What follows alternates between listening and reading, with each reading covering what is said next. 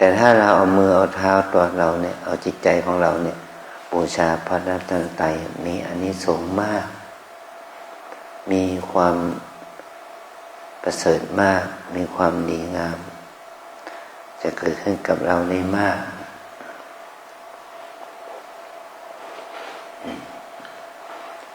เราได้ฟังธรรม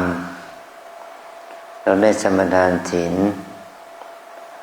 เราได้ฟังธรรมได้ข้อคิดกับที่เกิดขึ้นจากการที่เราได้ฟังนะ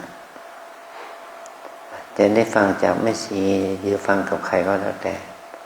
เป็นความรู้ที่เราจะทำให้เรารู้จักตัวเราเองได้มากขึ้นนะ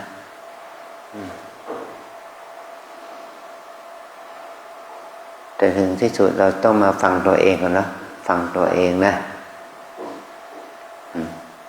ฟังตัวเราเอง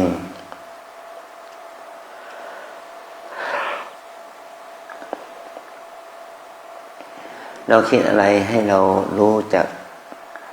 ใจของเราคิดในทางที่ดีหรือไม่ดีนะ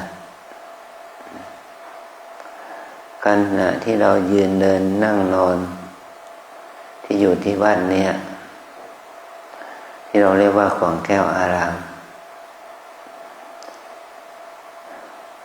การกระทำใดๆที่เราทำก็จะเป็นอานิสงส์ผลเกิดขึ้นกับเราเพื่อที่จะให้บุญภาวนาบุญกุศลเกิดขึ้นกับเราโดยอาศัยการที่เราได้ตั้งสติตั้งจิต